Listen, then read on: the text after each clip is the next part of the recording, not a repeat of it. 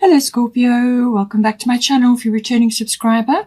If you're new, I hope you enjoy the reading. This will be a general life reading for you. Alright, so let's see now. We've got here the, as I said, we've got Mercury retrograde coming in for you. So I've mentioned that. So that I feel is going to affect you in some way, shape or form. And underneath we have the void of course moon missing. It's got a sort of a similar thing where aspects of, it's also saying don't initiate or take big actions or make big purchases during this period. Now, this normally is a shorter period than the Mercury retrograde. Mercury retrograde is normally about 3 weeks, and the void of course moon can be over the course of maybe a week.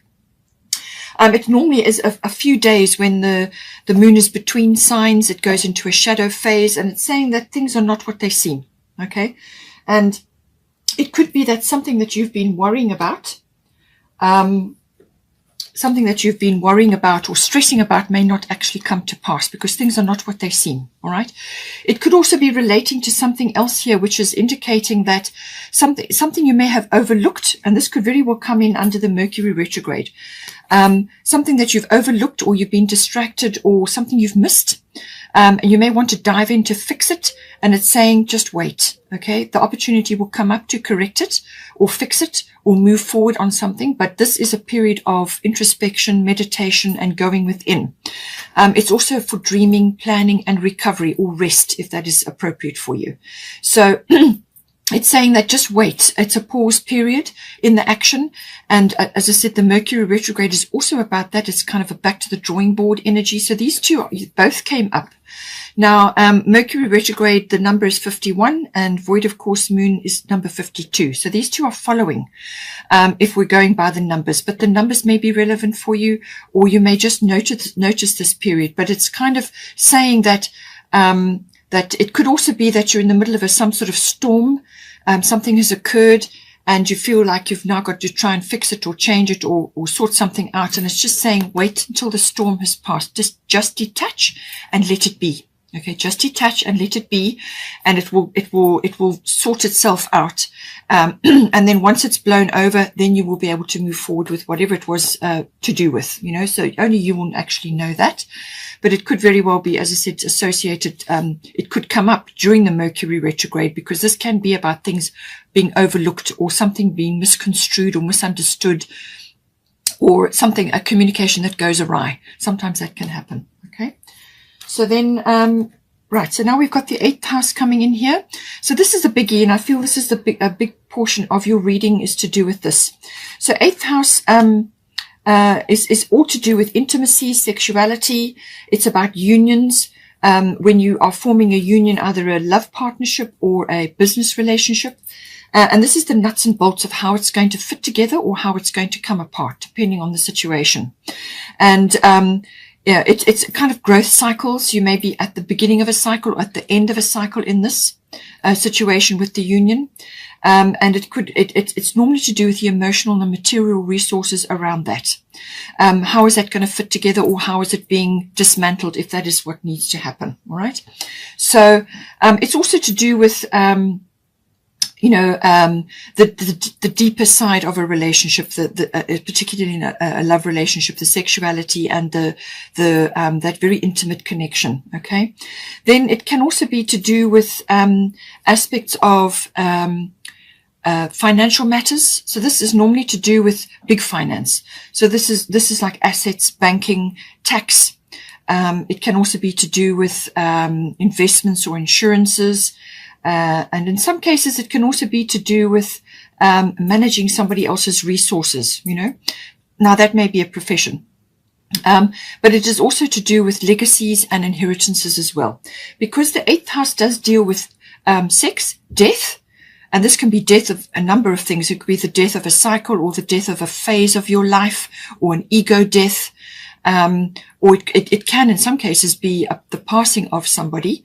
And if that's the case, then it may be to do with, legacy or an inheritance of some sort. But I feel it's more to do with other matters. Then, it can also be about birth or rebirth. And that is regeneration or renewal. And I feel that is what is going to be sort of highlighted in this 8th house. It could also be in some cases The regeneration and renewal could also be about something coming out. Now, in some cases, it could be a secret, or it could be something that's been hidden and hasn't been revealed.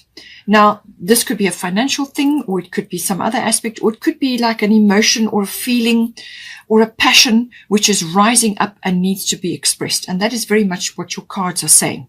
So this could be the regeneration and renewal of something that you've felt and you've just suppressed for some time, and now you need to release it.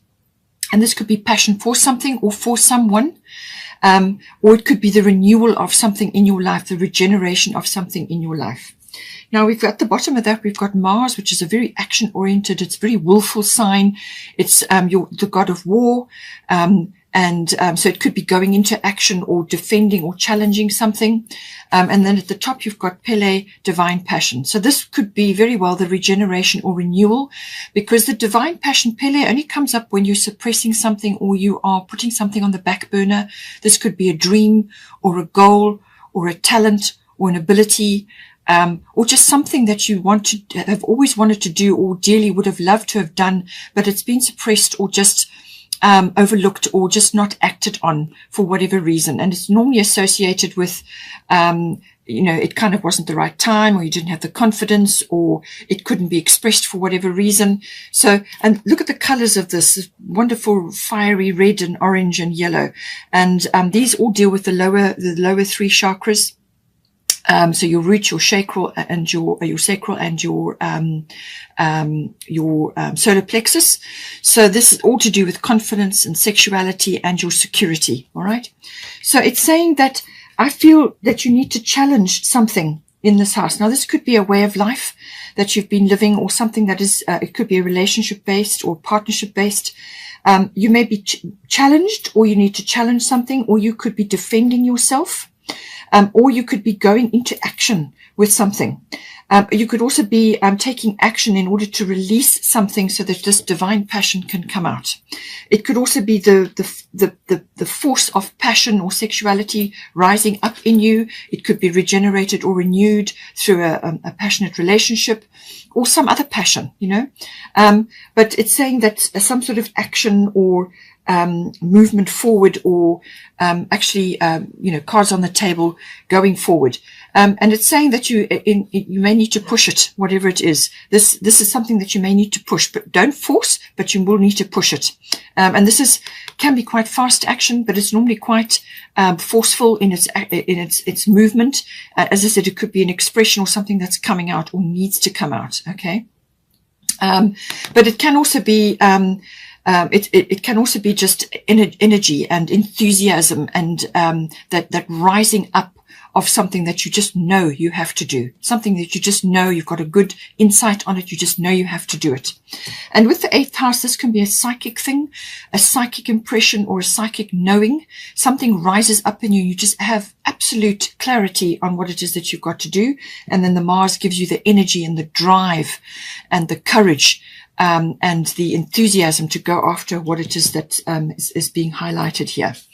Now, the Pele, as I said, divine passion, be honest with yourself. What is your heart's true desire? So this is about locking into your heart. This is not about responsibility or obligation or doing things to please others or to satisfy another way of life. This is about going after your dreams, your goals, and your ambitions, things that are close to your heart, things that are going to wake you up, that are going to make you enthusiastic and love what you do, or what it is you're trying to do in this house. Okay, so all of that coming in, very, very powerful cards. We have also got at the same time fulfillment. So I feel that whatever is coming out or needs to come out or is being acted on here is going to bring fulfillment. All right.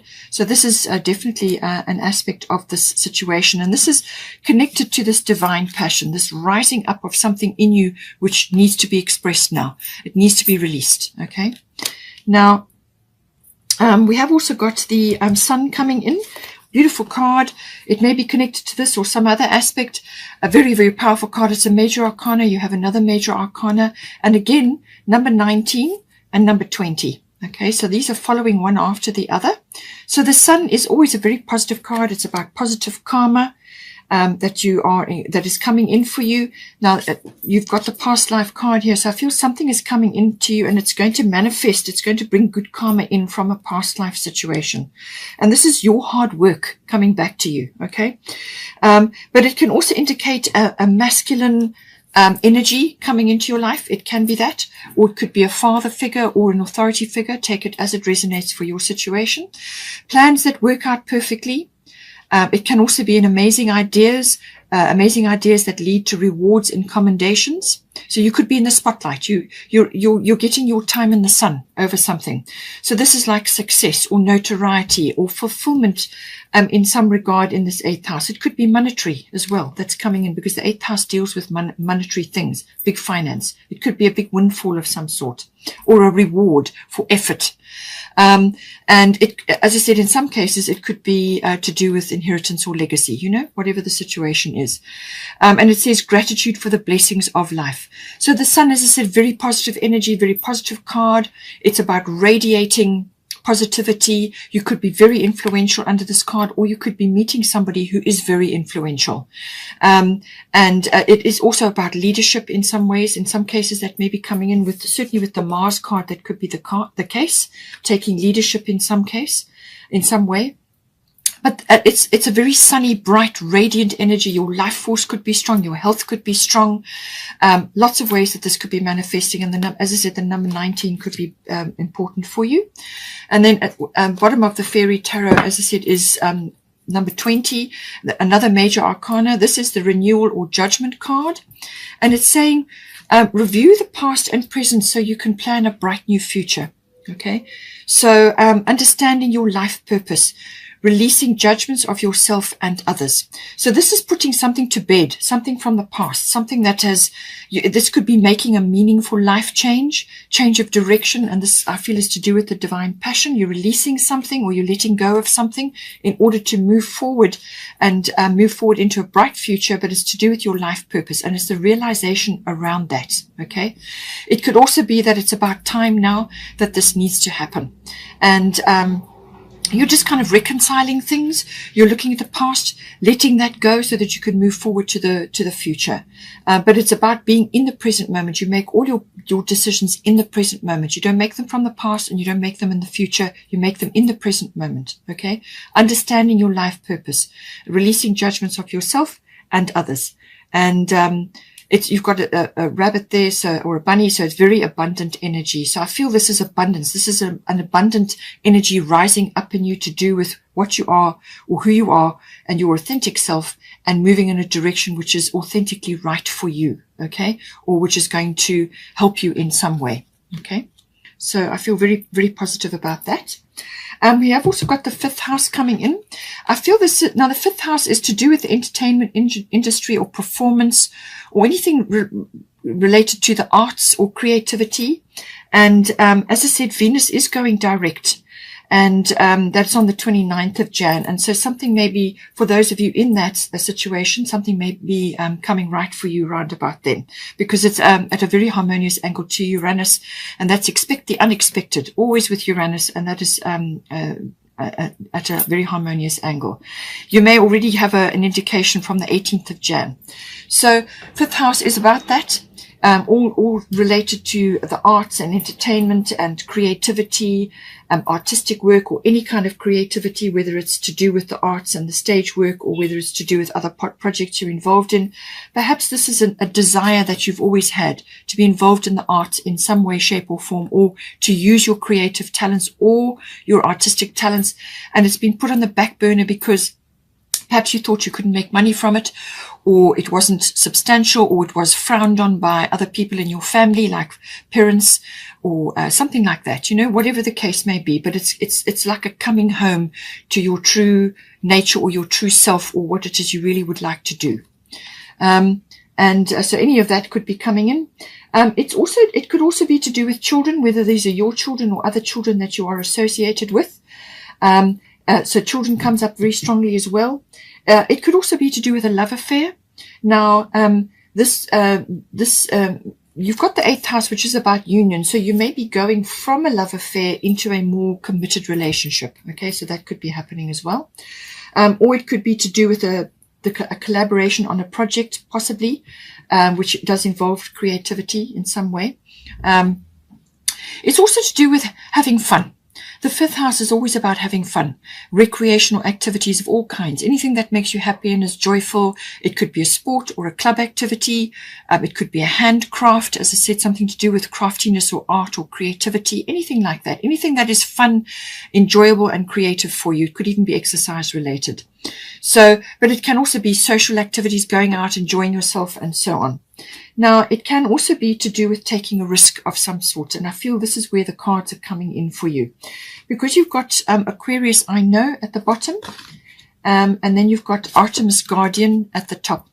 So Artemis Guardian is always about protection of some sort. The angels have got your back. So it says you and your loved ones are safe and spiritually protected. So if this is to do with going after a profession change, or you're changing something financially here, and you're concerned about your children, you know, what's going on with them, or it could be to do with your some sort of project, or your whatever you're doing in the entertainment or industry, or whatever that is related to, or it could be some other activity which you would like to get involved in. You may just be a bit concerned that there's too much of a risk, or there is some sort of risk involved. That could be coming in, but she's saying that the universe has got your back, and what you need to focus on here is the love and light that is within you, and that is a mission to spread that around, the love and the light, to spread that around in whatever way is appropriate for you, whatever is your skill set, whatever you do. That could just be sitting with somebody and holding their hand when they're stressed, or being there for your children, or it could be related to anybody in your life, or just being positive and spreading that love and light to others. So focus on that and release worries and concerns about security and protection, okay, because the universe has got your back. All right, so you've got the Guardian there. Then with the Aquarius energy, this could be, as I said, you're looking into the future in some way here. You're looking into the future, and it's to do with the fifth house. And I feel you are just a bit concerned that there's a risk of some sort coming in here. And Aquarius is always about looking towards the future. It could also be that friends and associates are coming in to help you at this time, or it could be others that you are connecting with in the fifth house. This could be a social situation, or other people that you are involved with. They could be coming in to support you with an idea that you have, that you want to launch. It could be a really a brilliant idea. And as I said, with the Sun card, it says here, amazing ideas that lead to rewards and commendation. So you could have a wonderful idea that you want to move ahead with, but you're concerned about the risk and how it's going to affect your family or whatever the situation is. And Aquarius can be brilliant ideas. Eh? This can, and Uranus rules Aquarius. And I said Uranus is going to be active. So that'll be around the 18th of Jan, and then again on the 29th of Jan. I feel those two dates may be important for you. But it's saying that, you know, that this is very futuristic energy. It's very innovative. It's very creative from that point of view. It can be inventive even. It's kind of genius level. It could also be technology related. This is cutting edge tech or advanced tech, or more advanced than where you are currently, or whatever it is that you're using in this house. If it's not directly for you, it could be involving your children, or children you're working with or associated with, you know. So, and this is, this could be like a leap forward, or some sort of very, fast moving forward into the future. There could be a few challenges around that, but, it could also be associated with friendships, maybe in this fifth house. Aquarius does bring the friendship element in. You could be perhaps collaborating, as I said, with others in the fifth house on a friendship level. It could also be to do with, you know, sort of this glimpses of the future, but it may be tied up with something else, either for your children or for technology or for an idea that you have. And it's a very far-reaching energy. It does also have a social element attached to it as well. And this could be to do with humanitarian issues, or things like social issues, global consciousness, group ideas or group things. Anything to do with groups comes in with Aquarius energy. So you could be connecting with others in a very creative or artistic or performance-related way. Or it could be to do with, as I said, children, social things, whatever it may be. All right. But there's some sort of risk element associated with this, something new, something new and untried. It could even be unconventional or, very unconventional or just very different. Or you could be meeting people who are like that. They are perhaps different race to yourself or different culture, or they could have very different ideas, or they could be just very unique in the way they do things. All right. So all of these factors coming in for you. Then we have got here the finally we've got we've got also Rhiannon, sorceress coming in. You are a magical person who can manifest your clear intentions into reality. So this is magic coming in here for the Aquarius energy as well. So this is saying, she's saying that you can, the full moon, as I said, may be important. That full moon in Cancer, 17 Jan, and straight after that is Uranus going direct. So I feel around that energy, there's some way that you could pull down this magic. You could use your magic in some way here, in whichever house. It's either 8th house or 5th house, to manifest what you want. This is the card of manifestation. So it's saying you are a magical person who can manifest your clear intentions into reality. In some cases, it could even be related to travel. Aquarius can sometimes be about travel or getting perspective on something. And she's got riding a unicorn there. So use your magical abilities. Now, magic can be very much understood. This is your particular brand of individuality or originality, and this is the 5th house. This is something that you can do. Either it's word related, number related, or some performance related. It could be to do with children. It could be to do with some activity that you're just really good at. Whatever it is, harness your magic and use your individuality and your originality to harness this beautiful energy and make things happen. But speak positive, think positive, and speak things into existence. And that is your manifestation ability. Okay. And then finally, we have here the 4th house coming in for you. 4th house is to do with the house, your physical house, the structure, but it's also your home where you are currently living. It's also to do with the atmosphere or the people in your home, but it can also be about the relationship you have to your roots, your family, your foundation, where you've come from, your ethnic identity or your ancestry. Okay. It could be both of those or either one of those situations. Now, we've got at the bottom Neptune. All right. And then at the top, we've got Isis past life. So I feel there is karma coming in, or you're dealing with karmic situations here. As I said, with the renewal card, this is a kind of a judgment thing. It could very well be that you are releasing judgments of yourself in others. I feel with the Neptune card, you may have been under an illusion for quite some time. Or you may be, you've either been in it and you're coming out of that now, or you are going to recognize it in some way, I feel. And it's to do with this, the 4th house. Okay. So the Neptune can be about illusions. It can be about fantasies, and falling prey to that, or getting mixed up with the wrong crowd, or, assuming something, when in fact that's not actually the truth. You know, it's very hard sometimes to just discern the truth or get clarity under the rays of Neptune. Sometimes it can pull a veil over things, and it's hard to find the truth, you know. And in some cases you can be seeing things as, you can be seeing people as enemies, and they're not actually. The confusion can sometimes set in with Neptune. On the flip side of that, it's a wonderfully imaginative and inspirational energy.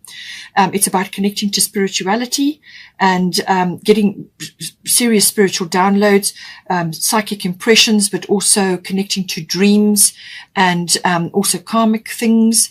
This can be settling karma, because you've got the past life card, so you could be settling karma. You could be releasing something around that. You could be getting healing around that. You could also be releasing something to do with an addiction or a dependency of some sort, or it could be others in your home situation are doing that. Okay. Something around that.